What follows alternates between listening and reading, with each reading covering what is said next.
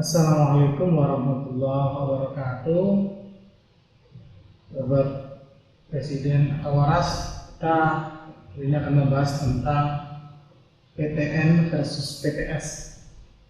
Nah, di medsos saya pernah beberapa kali membaca keluhan tentang mahasiswa atau alumni anak-anak PTN yang di perusahaan biasanya bersifat agak sombong gitu ya dibanding dengan mahasiswa dari PTS.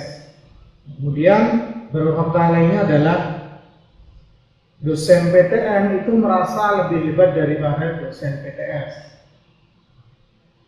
Kemudian hal ini terbukti ketika akreditasi kampus swasta biasanya itu adalah asesornya atau penilaiannya itu berasal dari dosen-dosen PTN.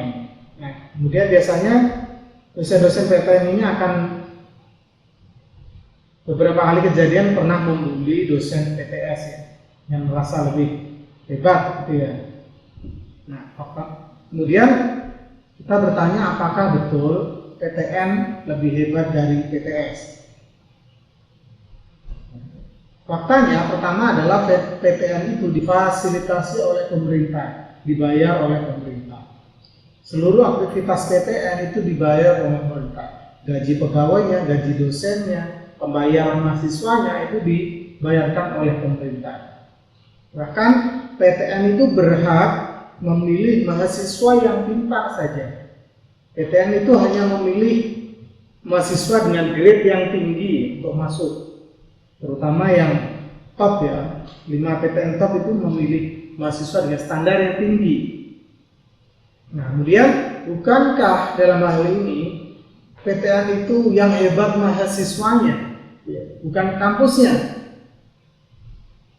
Karena kalau hanya mau menerima mahasiswa yang pintar saja, maka kerjanya dosen lebih mudah. Tinggal memberikan materi, mahasiswa bisa jalan sendiri. Tinggal memberikan tugas, mahasiswa bisa jalan sendiri. Berkebalikan dengan dosen swasta yang hampir bisa dibilang menerima mahasiswa yang grade berapa saja, karena dia mencari mahasiswa, karena biayanya semuanya ditopang oleh mahasiswa. Nah, maka biasanya dosennya itu cenderung memiliki beban yang lebih berat, yang menjelaskan yang lebih dibandingkan dengan yang PTN. Jadi kenapa PTN merasa lebih hebat dari swasta? Bukankah yang hebat mahasiswanya, bukan dosennya? Kalau yang hebat mahasiswanya, bukankah itu yang hebat orang tuanya masing-masing ketika mendidik anaknya tersebut sehingga menghasilkan mahasiswa, calon mahasiswa yang pintar? Jadi kalau kita runut lagi, bukankah Allah yang menciptakan mahasiswa tersebut dengan kualitas otak yang lebih dibanding yang lain? Lalu kenapa diklaim oleh PTN bahwa mereka lebih hebat dari PTS? Padahal itu mereka hanya terima nasib baik saja menerima mahasiswa dengan grade tinggi. Maka ini tidak adil. Maka jika Anda merasa mahasiswa PTN, maka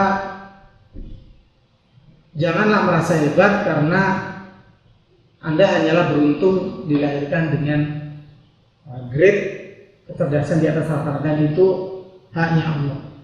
Dan jika Anda dosen PTN, maka janganlah merasa hebat Anda dosen PTN, karena yang dosen PTS itu bebannya lebih berat dalam mengajar mahasiswa. Dan tantangan bagi PTN, jika Anda merasa hebat, tantangan bagi dosen-dosen PTN dan pejabat-pejabat PTN, jika Anda merasa lebih hebat dari swasta, maka konsekuensinya adalah Anda harus berani melakukan apa yang dilakukan oleh PTS, yaitu berani menerima mahasiswa yang biasa saja, yang grade-nya rendah.